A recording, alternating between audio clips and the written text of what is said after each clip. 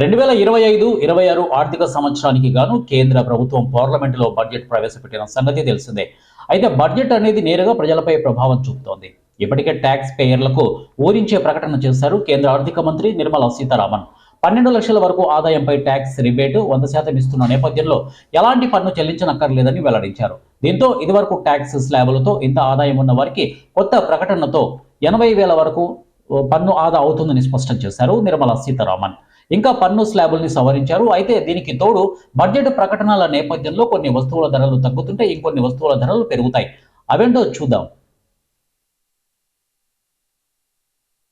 ఇక budget 2025 highlights కు సంబంధించి బడ్జెట్లో కీలక ప్రకటనలు, రంగాల వారీగా కేటాయింపులు ఇవే.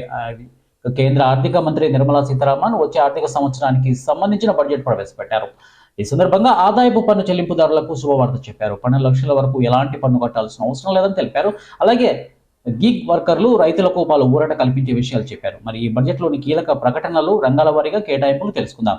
వచ్చే ఆర్థిక సంవత్సరానికి సంబంధించి 2025-26కి సంబంధించిన వార్షిక బడ్జెట్ పార్లమెంట్లో ప్రవేశపెట్టారు ఆర్థిక మంత్రి నిర్మలా సీతారామన్.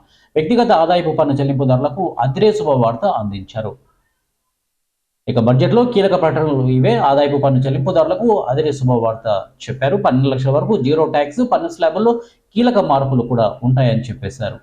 ఇక ఔషధాలకు బేసిక్ కస్టమ్స్ డ్యూటీ తొలగింపు, దిగిరానున్న ఔషధాల ధరలు, ఇన్సూరెన్స్ సెక్టార్పై కీలక నిర్ణయం, బీమా రంగంలో 100% విదేశీ ప్రత్యక్ష పెట్టుబడుల పరిమితి పెంపు అని చెప్పేసి మాట్లాడుతున్నారు.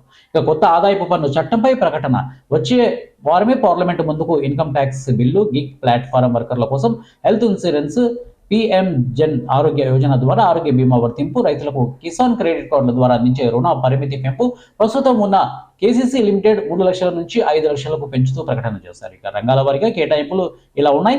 రక్షణ శాఖకు సంబంధించి 4,91,732,000 లాగా ఉంది. ఇక గ్రామీణాభివృద్ధికి సంబంధించి 2,66,817 కోట్లు. హోంశాఖకు సంబంధించి 2,33,211,000. ఇక వ్యవసాయపు అనుబంధ రంగాలకు 1,71,437,000. ఇక విద్యా రంగానికి సంబంధించి 1,28,650,000. ఇక ఆరోగ్య రంగానికి సంబంధించి 98,311 కోట్లు. పట్టణాభివృద్ధికి సంబంధించి 96,777 కోట్లు. ఇక ఐటీ టెలికాం రంగాలకు 95,298 కోట్లుగా చెప్తున్నారు నిర్మలా సీతారామన్ గారు. ఇక విద్యా రంగానికి సంబంధించి 81,174 కోట్లు. ఇక వాణిజ్యం పరిశ్రమలకు సంబంధించి 65,553 కోట్లు. సామాజిక సంక్షేమానికి సంబంధించి 60,052 కోట్లు.